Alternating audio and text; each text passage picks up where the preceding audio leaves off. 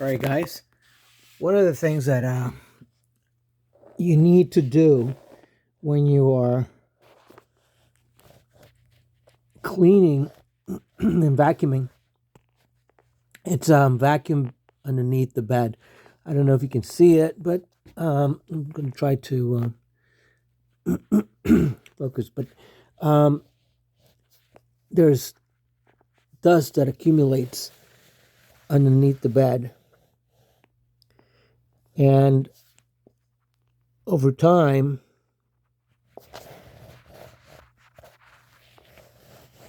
it needs to be clean.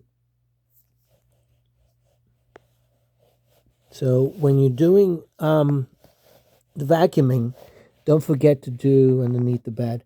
And this should be done once a month. So don't forget about vacuuming underneath the bed and taking all this lint and dust out of it. Okay?